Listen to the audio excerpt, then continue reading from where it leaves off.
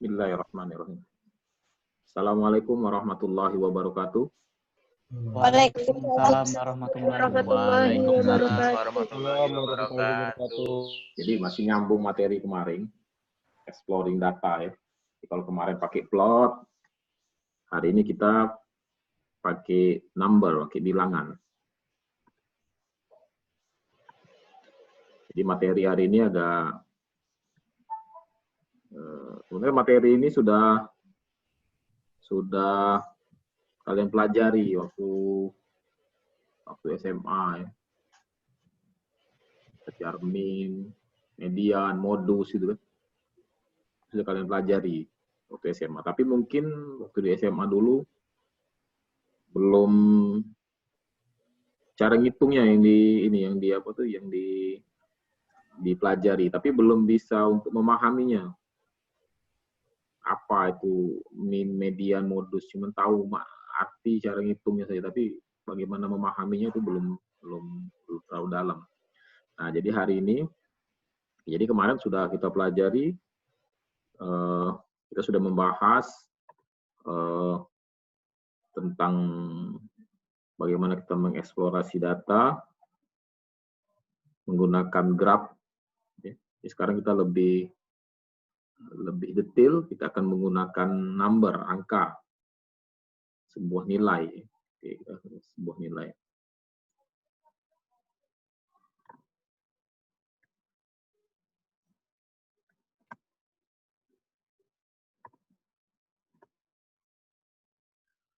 Oke, apa yang akan kalian pelajari pada pertemuan hari ini? Jadi kita akan membahas, jadi dalam kita memahami sebuah data itu biasanya kita memahami tentang spread sama centernya, jadi shape-nya itu ya, center sama shape. Jadi di sini kita akan belajar tentang mean, median, jadi bagaimana menentukan center dari sebuah data, pusat data. Oke, dengan menggunakan mean dan median, sebenarnya banyak ya untuk menentukan center dari sebuah data itu. Pusat data itu kan ada modus, ya. Ada geometric mean, dan seterusnya banyak. Jadi di sini kita akan menggunakan mean dan modus, terus sebarannya, bagaimana data itu tersebar dengan menggunakan standar deviasi, simpangan baku, standard deviation, dan interquartile range. Terus kita akan mengidentifikasi outlier, pencilan. Selanjutnya kita akan memanfaatkan box plot.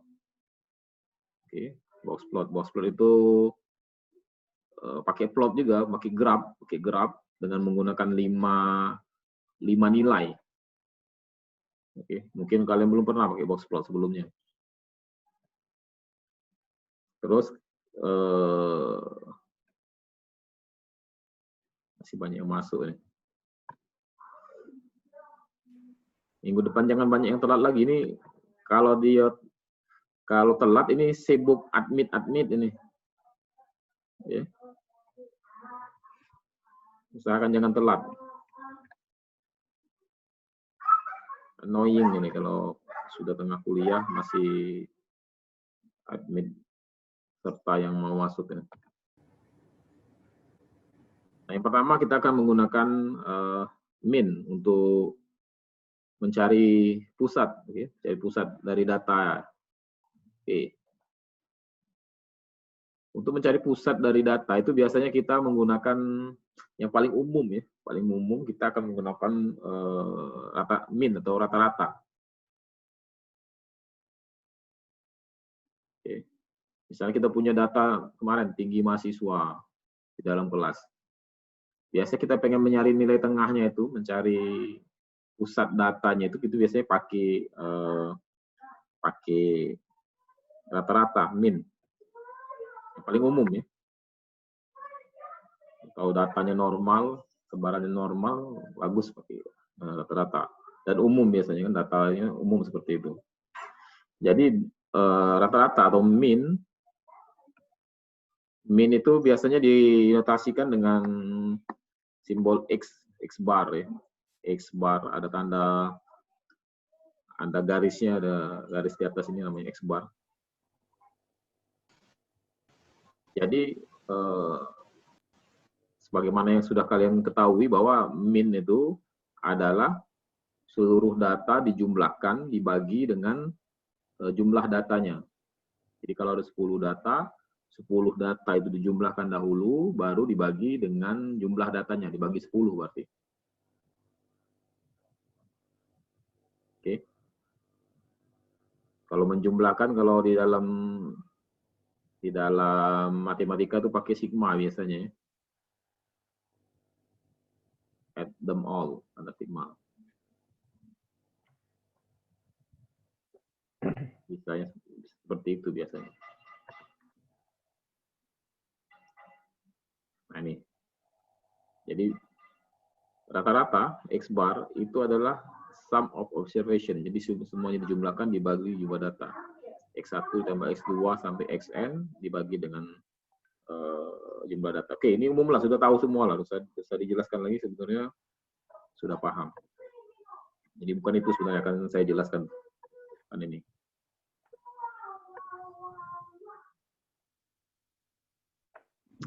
Ini sangat repot sekali ya, admit tengah kuliah ini. Jadi mohon kerjasamanya agar jangan telat lagi. Sangat ini very annoying ini. Di tengah-tengah kuliah masuk ini. Oke, tadi median.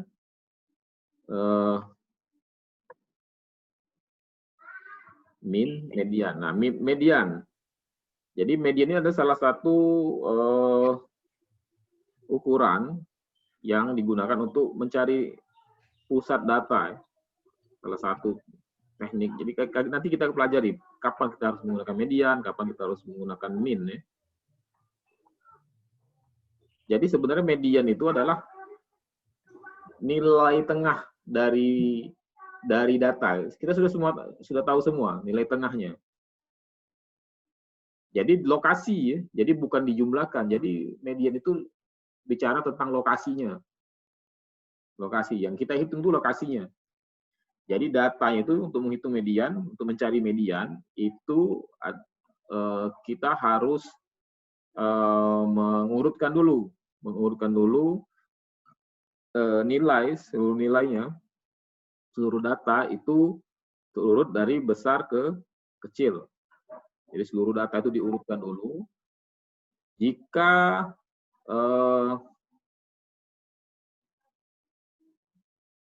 Jika jumlah data, jumlah observasi itu atau n-nya itu ganjil, maka kalau ganjil kan otomatis dapat tengahnya kan. Jadi kalau kita punya 7 data, berarti data yang keberapa itu yang jadi tengah? Kalau 7. 4. Data keempat. Oke, data keempat. Jadi posisinya di posisi 4. Posisinya bukan nilainya 4 ya, tapi di posisi keempat. Data di posisi keempat itu yang menjadi mediannya. Tapi kalau jumlah observasi itu genap, maka nilai 2 tadi yang di tengah itu dicari average-nya, rata-ratanya. Jadi misalnya ada data 8 kan, 8 itu genap. Berarti nilai di posisi keempat dan nilai di posisi kelima itu dijumlahkan terus dibagi 2. Beda kan cara ngitungnya kan?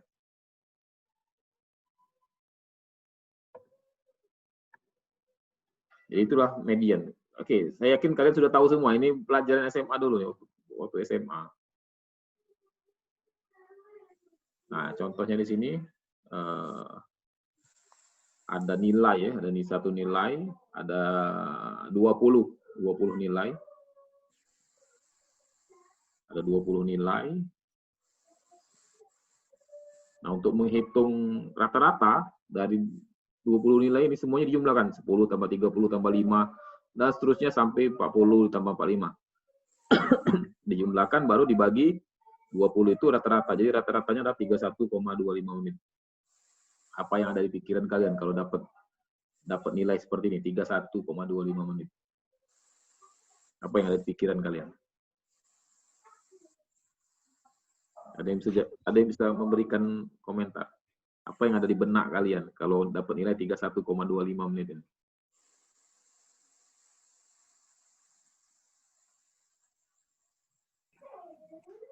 Tidak ada yang bisa memberikan komentar ya?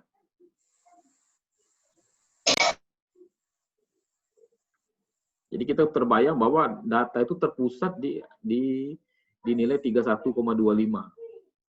Tapi nanti dulu ya buat kesimpulan seperti itu. Karena kita ini baru first impression dari data ya.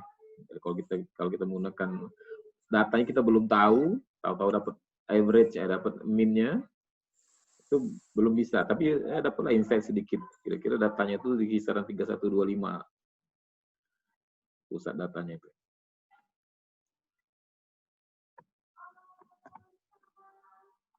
Nah, sekarang coba kita lihat menggunakan stem plot ya. Masih ingat stem plot ya? Jadi di stem plot ini disusun datanya 5, 1. Jadi stemnya kita lihat 0 sampai 8. Leaf-nya itu ada berapa itu?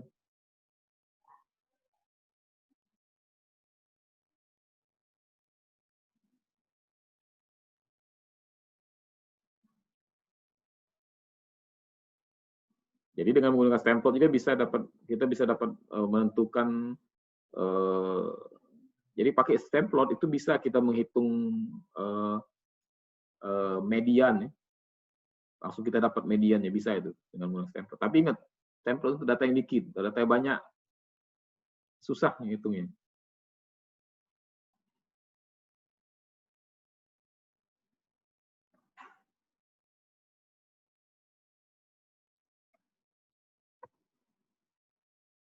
Nah, sekarang kita tahu bahwa min dan median itu adalah sebuah nilai untuk mencari pusat data dengan cara yang berbeda. Dua-duanya berguna. Jadi yang kita pahami itu min itu seperti apa, median seperti apa. Jadi kalau min itu kita pahami bahwa min itu adalah rata-ratanya, median itu posisi di tengah, posisi di tengah. Jadi kalau median itu posisi di tengah terhadap jumlah data, posisi di tengahnya. Sedangkan min itu berdasarkan nilainya, nilai tengah berdasarkan nilainya, itu min. Ya. Nah, sekarang coba kita bandingkan antara min dan median. Jadi kalau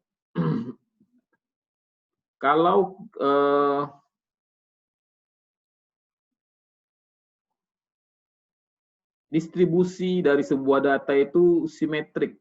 Nah, kalau kita ngomong distribusi kemarin ingat kalau kita pakai histogram ya.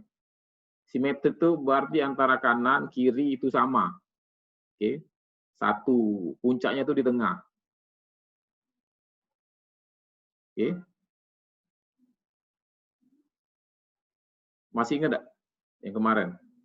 Jadi sebuah distribusi, histogram distribusi kemarin kan ada yang normal, oke. Distribusi yang normal. Normal itu berarti puncaknya itu di tengah, tail-nya itu sama di kanan dan di kiri, seimbang.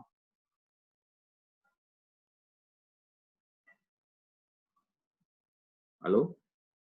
Masih ingat enggak? Ingat, Pak. Masih ingat ya? Masih, Pak. Jadi kalau distribusinya itu exactly simetrik. Jadi kalau dia simetrik, normal, kanan kiri sama. Biasanya min dan median itu sama ya. Tapi pada distribusi yang skewed baik ke kiri maupun ke kanan, jadi dia biasanya min itu dia cenderung ke arah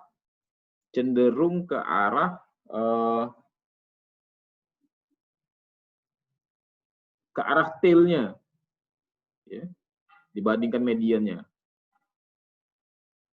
Bisa tidak bayangin ya kalian itu? Nanti kita lihat contohnya ya. Kita lihat contohnya. Saya carikan contohnya dulu.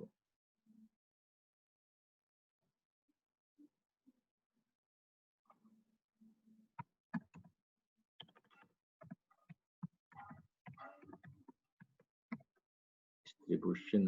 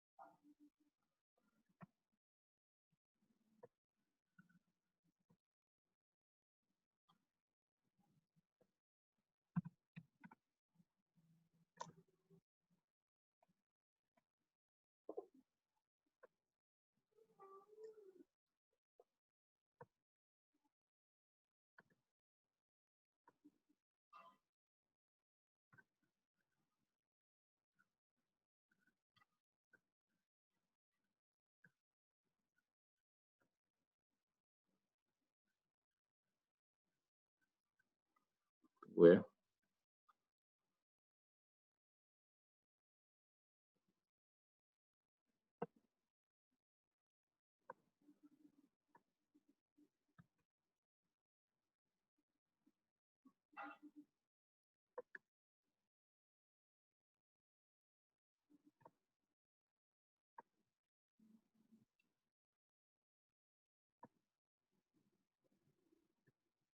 Nah, perhatikan gambar ini. Kelihatan tidak gambarnya? Kelihatan, Pak. Kelihatan, Pak. Kelihatan. Jadi kalau kita lihat ini adalah Kelihatan, Pak. grafik histogram lah ya, histogram yang continuous tapi ini yang skewed ke kiri dan skewed ke kanan.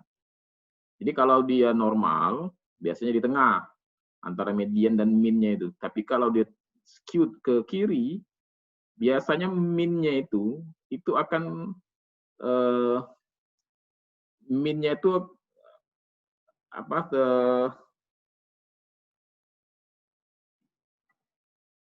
terseret ke arah tail ya, terseret ke arah tail. Diperhatikan bedanya itu. Jadi inilah posisi dari min dan median. Kalau distribusinya itu ke kiri atau ke kanan, skewed ke kiri atau ke kanan.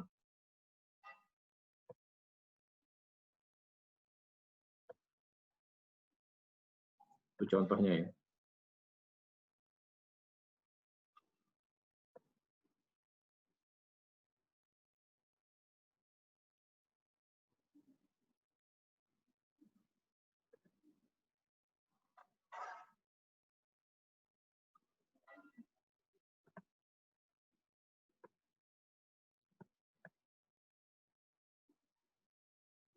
Jadi kalau dia simetrik, normal, antara min dan median biasanya dekat, close together.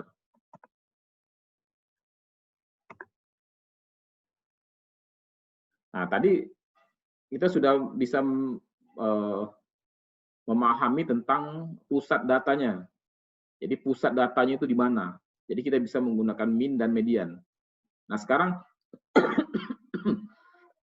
tersebarnya bagaimana? Data itu tersebarnya bagaimana?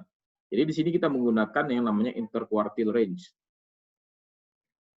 Jadi kalau kita hanya berpatokan, hanya melihat pusat data saja, itu bisa misleading kita dengan makna datanya itu, dengan makna dari data tersebut.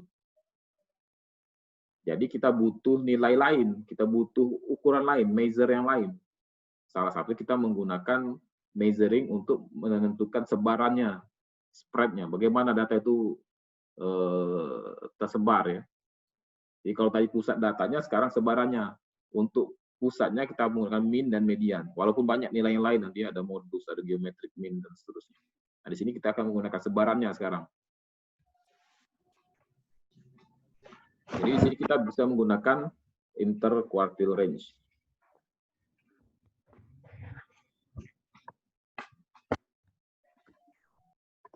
Nah, sekarang bagaimana cara menghitung kuartil? Waktu SMA dulu sudah dapat. Oke. Jadi kuartil itu ada first kuartil atau disebut dengan Q1 dan ada kuartil ketiga atau Q3. Jadi Q1 itu adalah nilai tengah dari median di sebelah kiri. Jadi kalau kita punya median di tengah, Q1 itu adalah median lagi untuk setengah bagian dari awal ke median. Kalau Q3 itu yang di sebelah kanan, di titik tengah dari median ke titik akhir, ke nilai akhir, itu Q3. Jadi nilai tengah di setengah awal, Q1, nilai tengah di setengah terakhir itu Q3. Nah, untuk menghitung interquartile range itu kita bisa menggunakan, tinggal dikurang Q3 dikurang Q1, itulah nilai EQR-nya. Nah, ini contoh ya, contoh dari kita menghitung ya, EQR-nya itu, interquartile range-nya itu. Jadi ada nilai 10 sampai 45 ini. Jadi sebelumnya data ini kan acak nih, datanya nih. Jadi harus diurutkan dulu, datanya harus diurutkan dulu. Jadi 5, 10. Ingat, kalau kita ngomongi median, itu namanya, itu kita akan bicara tentang posisi. Kalau posisi harus diurut dulu. Kalau tidak diurut, tidak bisa kita menentukan median. Nah, kuartil ini median juga sebenarnya. Oke, jadi diurut dulu di sini. Jadi untuk mediannya itu di sini posisinya setelah dicari tahu tengah-tengahnya. Jadi kalau ganjil tadi kan posisinya genap, berarti kita harus cari dulu di tengah-tengahnya ini mediannya. Nah, untuk Q1 di sebelah sini. Jadi nilai tengah dari sebelah sini, sebelah kiri ini sama perlakuannya. Kalau ganjil bagaimana, kalau genap bagaimana. Jadi di sini kita dapat bahwa M-nya itu 22,5 mediannya, Q1-nya adalah 15. Kenapa 15? Kebetulan ini kan genap ini kan, karena 15 tambah 15 bagi 2 tetap 15. Sedangkan di sini 40 dan 45, jadi 40 tambah 45 dibagi 2, hasilnya 42,5. Jadi didapatlah nilai Q1, median, dan kuartil pertama, kuartil ketiga, dan median. Nilai seperti itu. Ya, SMA dulu lah, belajar SMA nih, ini tidak susah. Paham nggak sampai di sini? Paham. Paham, Mbak. Paham, Pak. Semangatnya. Paham, Mbak. Nah, untuk menghitung interquartile range-nya tinggal dikurangi saja, Q3 kurang Q1, jadi 42,5 dikurang 15. Yang dikurangi itu nilainya ya, bukan posisinya. Dapatlah 27,5 menit. Nah, bagaimana kita memahami interquartile range itu, interpretasinya. Jadi di dalam statistik itu yang paling penting adalah interpretasinya. Angkanya dapat, tapi bagaimana kita menginterpretasikannya? Dulu waktu SMA bisa ngitung ya, tapi menginterpretasikannya yang susah kan. Oke.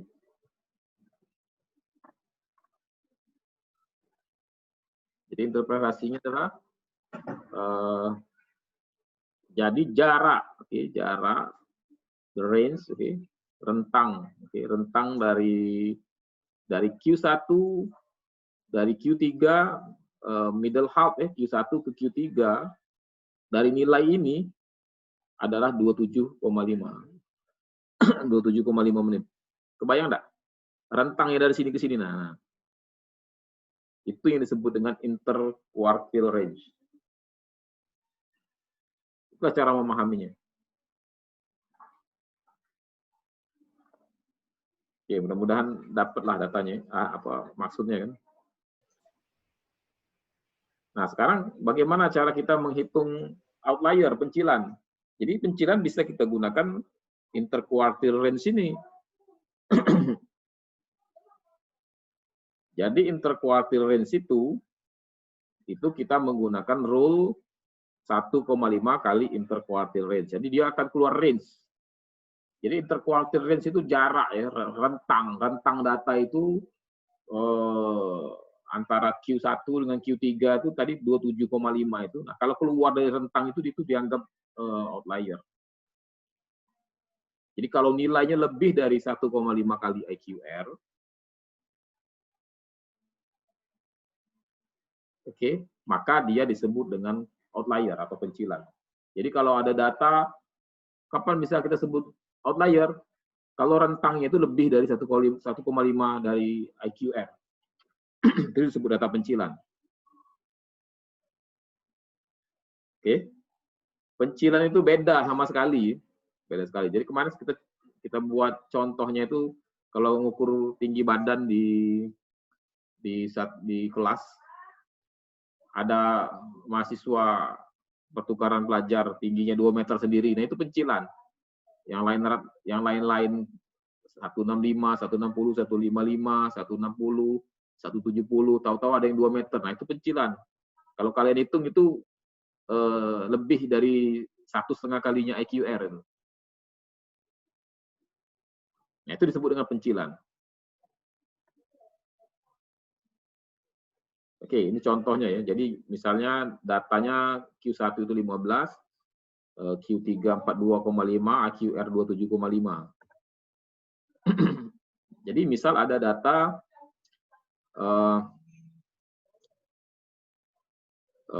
jadi batasnya itu 41,25 ya. Jadi kalau nilainya lebih dari situ, Q1 kurang 1,5 kali EQR. Q1 ini 15, itu 26,5. Ini untuk yang Q3-nya. Jadi untuk yang nilainya lebih kecil dari minus 26,25 itu dianggap outlier. Atau yang lebih dari 83,75 itu dianggap outlier.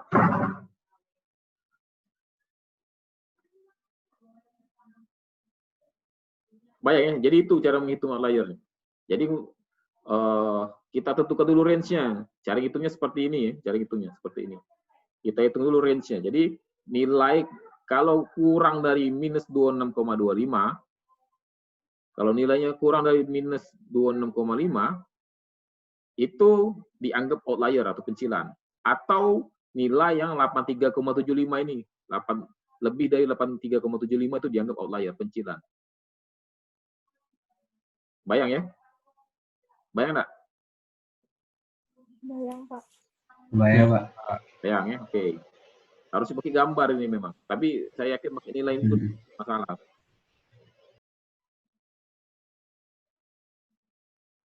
Nah, perhatikan stem plot ini. Stem plot. Di sini ada nilai 85. 85 ini outlier ini. Kenapa dia outlier? Karena lebih dari 83,75. Oke, paham. Oke, sip. Nah, sekarang dari beberapa nilai tadi kita dapat median dapat, Q1 dapat, Q3 dapat, minimum dapat, maksimum dapat. Oke. Nah, sekarang kita bisa menggunakan kita bisa buat summary-nya. Jadi dengan summary ini kita bisa memahami sebaran dari data kita, spreading-nya kemana.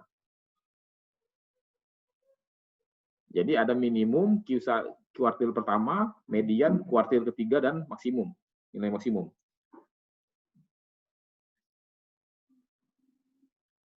Jadi kita bisa mengkombinasikan kelima nilai ini ke dalam sebuah bentuk kesimpulan summary. Nah, di sini kita bisa menggunakan box plot. Oke.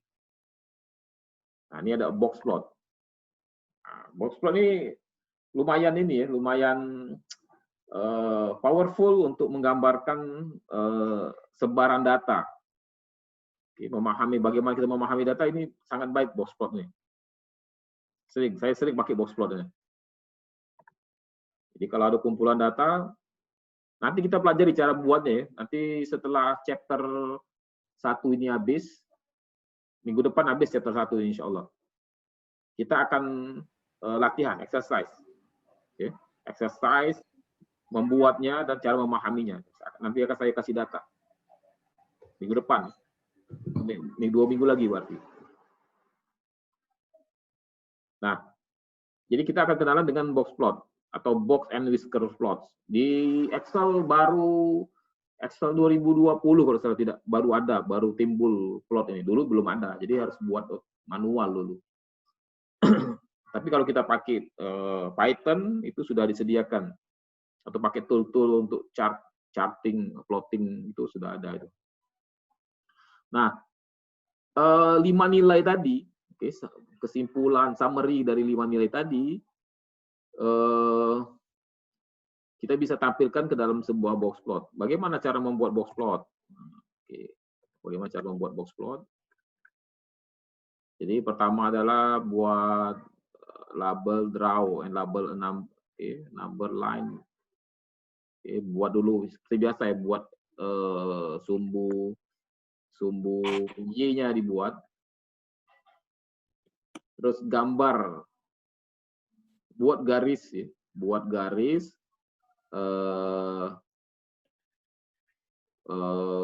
Q1, Q3 ya. Tandai lagi mediannya nanti pakai nilai. Terus buat garisnya, baru dibuat garis. Oke, ini susah bayanginnya ya. Kita lihat saja gambar ya, gampang. Ini contohnya nih. Contoh cara kita membuat box plot. Jadi misalnya kita punya data seperti ini, setelah itu kita seperti biasa kita urutkan. Di data harus diurutkan, kita dapat Q1-nya kita dapat, kuartil pertama, kuartil ketiga, mediannya kita dapat, nilai minimum maksimum dapat. Jadi kita gambar dulu line-nya di sini. Line datanya, range datanya, dapat M1 dapat, Q3 dapat, nilai minimum dapat, nilai max-nya dapat. Nah, terus digambarkan. Q1-nya ditaruh di sini. Q1-nya ya. Buat kotak. Nah, dengan batas ini Q1-nya, ini Q3-nya, ini buat mediannya ini. Ya. Gampang kan? Jadi buat nanti digambarnya tegak. Ini kebetulan dibuat duduk ini. Nanti gambarnya tegak nanti box plot ini. Biasanya dibuat tegak. Jadi Q-nya satunya 15 dibuat ini 15 di sini. Q3-nya 42,5 di sini posisinya dibuat garis. Oke. Maksimumnya sudah sekarang minimum dibuat garis. Jadi dari Q1 ke minimum dibuat garis. Sampai berapa nilainya 5 di sini. Terus untuk maksimum juga dibuat. Nah, perhatikan nilai 85. Perhatikan nilai 85 ini. Tadi kita tahu bahwa 85 ini outlier. Jadi outlier itu kalau digambar box plot itu hanya sebuah titik, tidak masuk ke dalam gambar box plotnya. Maksudnya di dalam batang box plotnya ini. Dia di luar. Makanya ini kita bisa identifikasi berapa banyak outliernya atau pencilannya. Nah, inilah gambar sebuah box plot ya. Biasanya pakai garis lagi di sini biasanya. Kasih garis batasnya. Nah, ini gambar sebuah box plot. Jadi kalau kalian perhatikan di sini kalian bisa memahami data. Jadi dengan menggunakan box plot kalian bisa lihat senternya di mana, kalian bisa lihat sebarannya bagaimana. Oke. Ini medianya, berarti nilainya itu lebih banyak di mana? Lebih banyak yang di besar sini kan? Ya. Yang kecil sedikit, nilainya kecil itu sedikit di sini. Iya, Pak. Iya, Pak. Kira-kira seperti itu. Paham ya? Buat box plot? Paham, Pak. Nih, kalau saya kasih data untuk buat box plot, bisa dibuat kan? Nanti kita belajar pakai tool. Ini sebenarnya manual bikinnya. Nanti kita belajar pakai apa harus buat manual kalau toolnya ada buat otomatis. Yang paling penting itu tahu makna dari box plot ini. Nah, ini ada ada ini ya.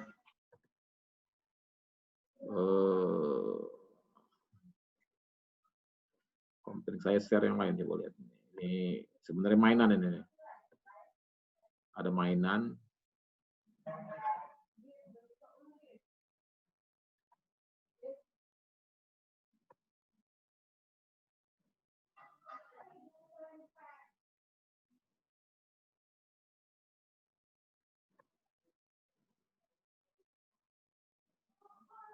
Nah, ini ada alamatnya, nanti saya share slide-nya ya.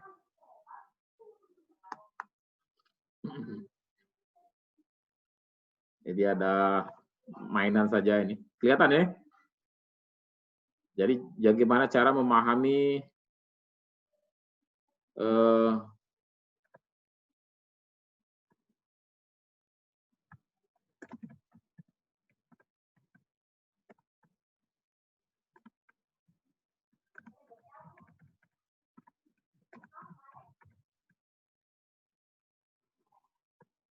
jadi cara kita memahami perbedaan antara min dan median. Nanti saya kasih linknya. Ada di slide. Nanti saya bagikan slide. Contohnya ini datanya belum ada. Saya sekarang beli satu data di sini. Saya beli satu data misalnya di tengah sini lah. Nah, kalau datanya satu, otomatis min dan mediannya sama kan? Datanya satu kan? Ya, Pak. Nilainya itu 2,2571. Berarti nilainya tunggal 2, ya minnya itulah, mediannya itu. Nah, sekarang misalnya kalau kita taruh minnya nilainya sama di sini misalnya. Nah, nilai sama. Ya masih di situ lah min mediannya. Rata-ratanya di situ lah kan, sih kan? Walaupun datanya banyak kita taruh di sini. Nah, banyak datanya. Jadi min mediannya masih seperti itu. Nah, sekarang bagaimana kalau kita taruh di sini, satu lagi datanya taruh di sini. Besarnya 4. Oke, berapa nih? Hampir 9 ini. Maka minnya itu sama dengan median sekarang. Kenapa sama? Karena yang pertama, karena min itu kan rata-rata, jadi pasti nilai tengahnya jadi kan? Nilai tengah sini. Nilai ini, nilai pertama, nilai kedua dibagi 2 pasti di tengah nilainya.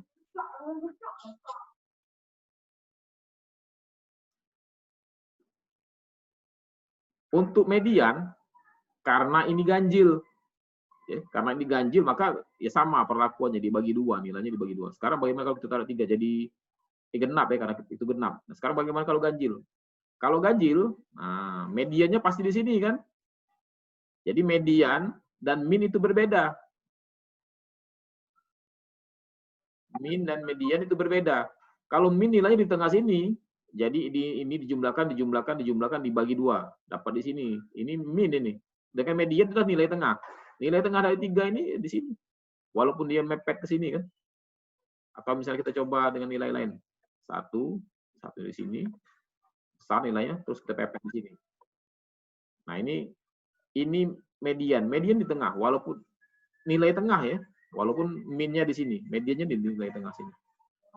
Ini cuma mainan, dan saya kasih linknya untuk memahami min dan median. Beda kan? Perbedaan min dan median. Jadi kalau min itu terhadap bobot nilainya, sedangkan median adalah terhadap lokasinya. Oke, kita lanjut ya. Nah, sekarang ukuran lain yang digunakan untuk mengukur sebaran itu adalah standar deviation atau simpangan baku. Jadi simpangan baku ini itu kita akan melihat seberapa jauh sebuah nilai itu dari nilai rata-ratanya. Jadi bergantung dari nilai rata-rata. Jadi pahami bahwa standar deviasi simpangan baku adalah seberapa besar sebuah nilai itu, sebuah data itu jauh dari nilai rata-ratanya. Kebayang ya?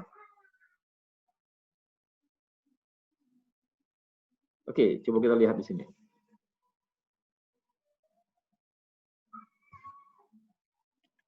Jadi ada data, ada berapa data ini?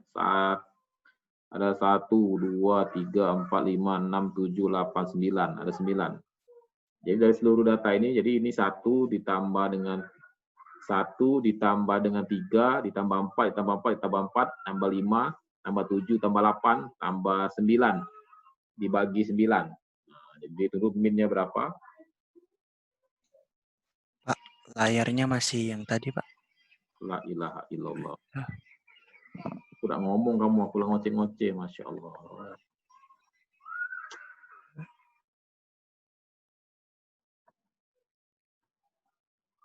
Mundur lagi. Oke, saya ulangi ya. Jadi untuk menghitung, ini kelihatan ya? Kelihatan, Pak. Kelihatan, Pak. Oke. Jadi untuk menghitung spread, tadi kita pakai 5 nilai tadi ya, summary 5 nilai. Jadi kita pakai kuartil 1, pakai kuartil, pakai median, pakai min, max, outlier. Sekarang kita menghitungnya pakai standar standar deviation atau simpangan baku.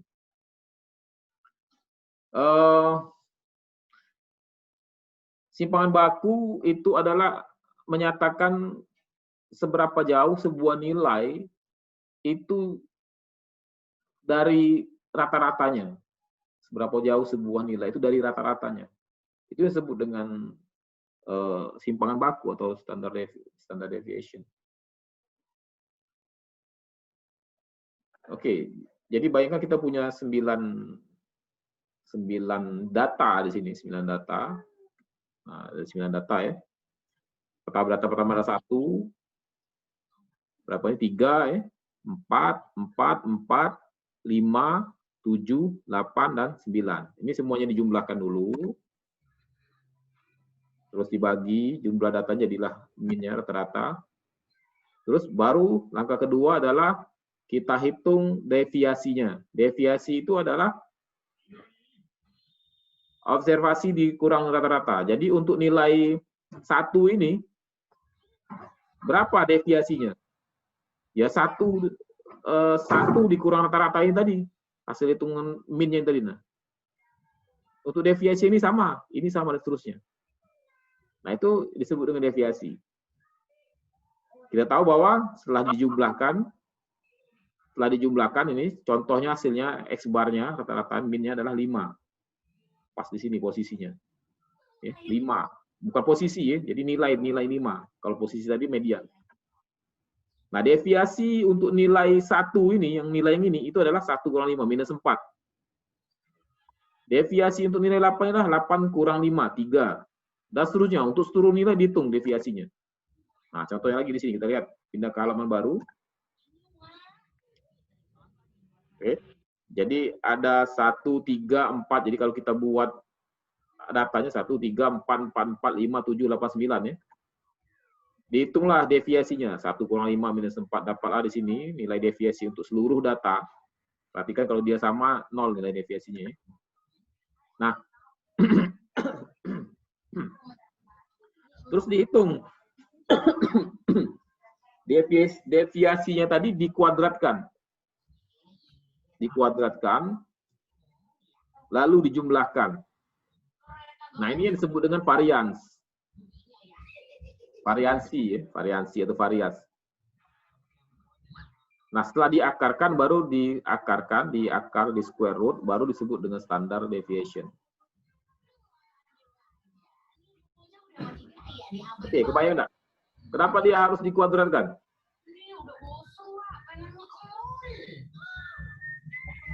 Kenapa dia harus dikuadratkan? Kebayang enggak? Ada yang bisa jawab, kenapa dia harus dikuadratkan?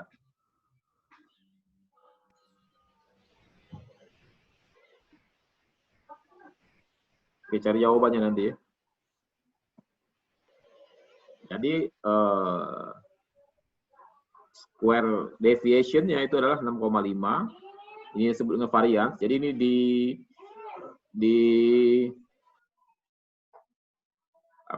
rata-ratanya, oke, rata-rata dari square deviation ini, itu disebut dengan variance, dan standard deviation itu adalah akarnya.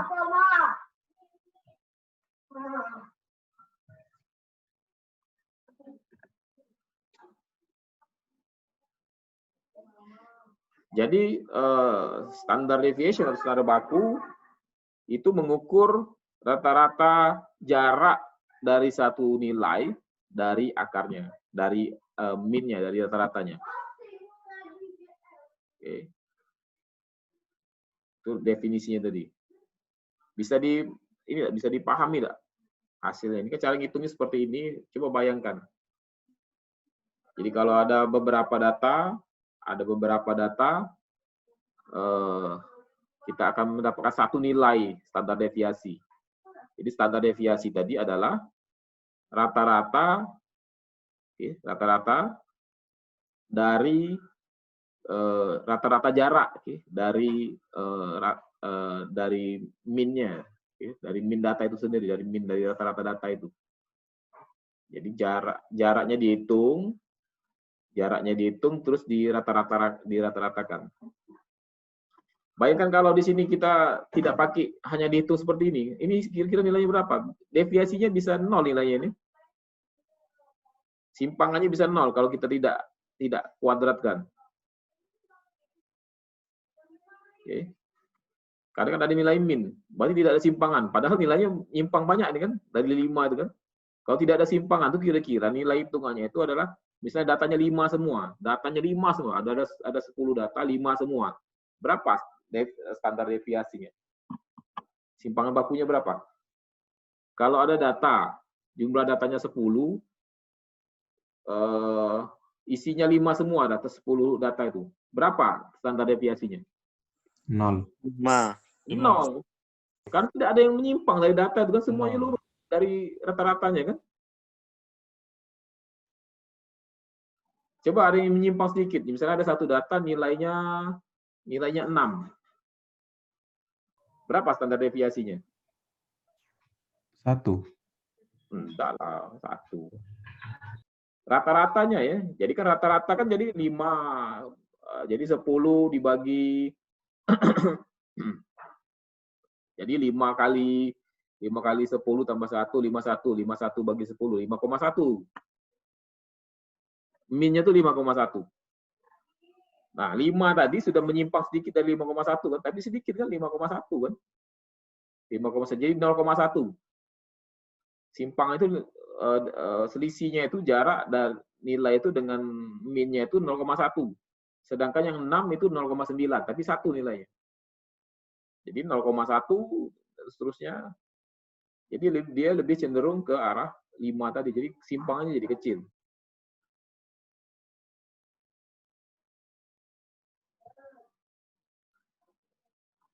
Oke, ini persamaannya ya kira-kira untuk simpangan baku.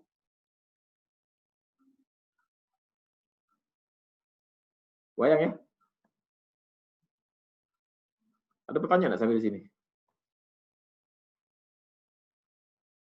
Oke, tidak ada pertanyaan, alhamdulillah. Nanti silakan ditanyakan di grup ya, atau ya terserah lewat jalur apa saja nanti kalau udah paham. Nah sekarang bagaimana kita memilih? Tadi kan sudah tahu cara untuk menghitung, mencari nilai untuk pusatnya dan sebarannya. Untuk center kita pakai, untuk menghitung pusatnya kita bisa pakai min median, sedangkan spread tadi pakai 5 summary nilai tadi untuk yang median lokasi berbasis lokasi, terus yang berbasiskan rata-rata itu adalah standar deviation.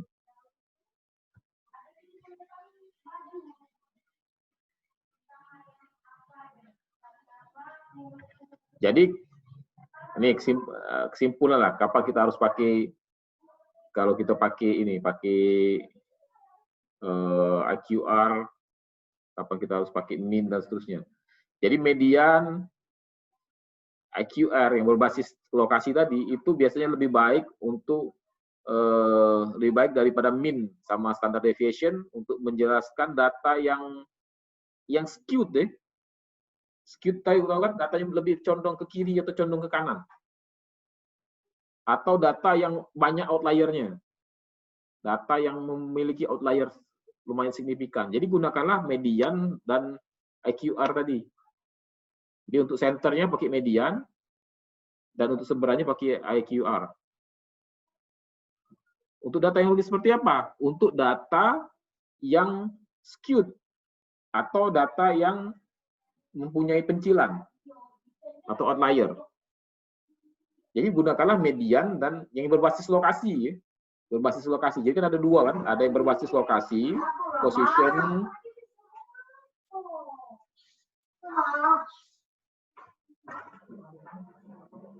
jadi ada yang berbasis nilai tadi mean dan standard deviation.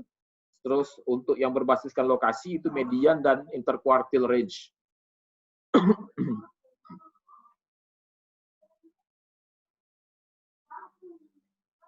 Nah, untuk data yang normal, yang berbentuk lonceng, tidak ke kiri, tidak ke kanan, lonceng biasa yang tidak tertarik ke kiri kanan, atau simetrik ya, bentuk grafiknya simetrik, atau dan dia tidak memiliki outlier, itu gunakanlah mean dan standard deviation. Jadi pilihannya milih ya, milih. Nah pilihannya seperti ini pilihannya. Jadi gunakanlah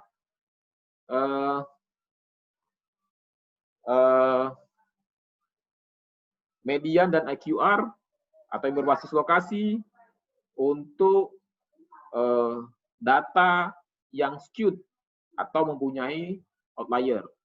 Sedangkan gunakan mean dan standard deviation untuk data yang simetrik, normal, ya, distribusi normal, dan tidak mempunyai outlier. Kira-kira seperti itu. Tapi jangan lupa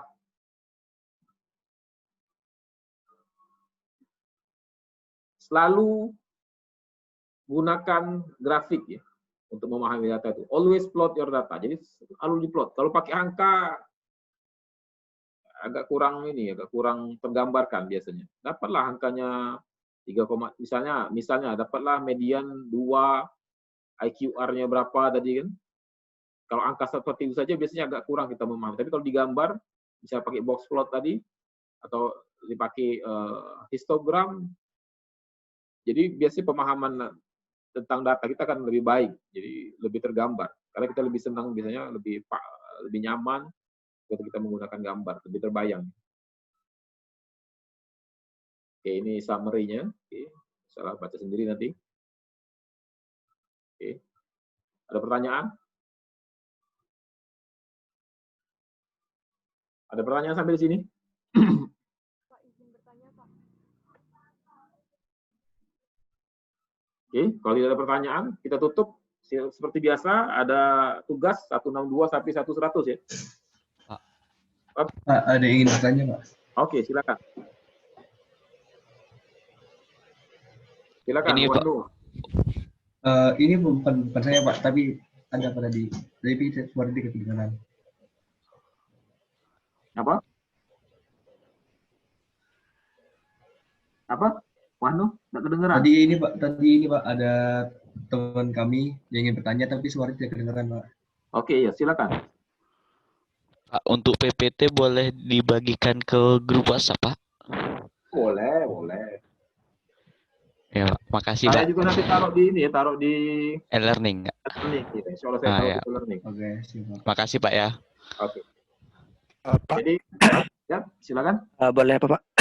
Maaf Pak, tadi saya masuk Zoom-nya tadi kayak keluar masuk Pak. Soalnya di daerah di rumah saya tadi mati listrik Pak dari jam 8 tadi Pak. Baru hidupnya jam 8.45 tadi Pak. Jadi absennya juga kelewat tadi Pak. Ya, oke. Absen nggak? Ya Muhammad Rizky Pak. Yang Oke, yang lain terkait dengan materi, ada yang bertanya? Pak, izin. Boleh minta recordingnya nggak, Pak? Oh, boleh. Yang pertemuan kemarin sebenarnya sudah saya taruh di YouTube ya. Lupa saya share. Oh, iya Pak ya. Nanti yang ini saya taruh di YouTube juga nanti, silakan. Iya Pak, makasih Pak. Oke, kalau tidak ada pertanyaan, dipahami ya. Ini sebenarnya sederhana, ada susah. Ini materi pelajaran dari waktu SMA sebenarnya. Tapi saya tambahkan sedikit untuk analisisnya, oke, untuk memahaminya. Kalau kemarin itu iya, memahami data. Jadi memang goal semester ini itu memahami data. Kalau tidak ada pertanyaan, oke. Kita tutup sampai di sini. Permisi Pak, mau nanya Pak. Siap. Untuk yang box plot tadi, posisinya berdiri tegak atau ini Pak? Tidak masalah kan, tegak, duduk kan. Bisa dibaca semua kan. Iya, Pak. Sudut pandangnya saja. Tapi biasanya memang box plot itu digambar tegak biasanya, jarang duduk seperti tadi. Biasa. Kalau kalian buka paper ya, saya berikan satu paper itu, saya tegak semua box plot. Itu sangat powerful ya untuk memahami data, kebaran data. Saya sangat senang menggunakan box plot itu. Sering saya pakai. Oke, tidak ada pertanyaan ya? Oke, kalau tidak ada pertanyaan, ya, silakan. Pak, izin bertanya Pak. Itu untuk tugasnya dikumpuli yang terakhir kapan Pak? Oke, saya berikan waktu 2 hari saja ya, hari Rabu, Kamis, Jumat. Ya, Jumat jam 12 siang ya. Baik, Pak. Terima kasih Pak. Oke. Terima kasih Pak. Oke, sekianlah. Oke, kita ketemu sampai ini minggu depan lagi ya. Kalau ada yang pengen dibahas, ngomong ya, disampaikan. Baik, Pak. Oke, wassalamualaikum warahmatullahi wabarakatuh. See you. Waalaikumsalam warahmatullahi wabarakatuh. Terima kasih Pak. Makasih, Terima kasih Pak.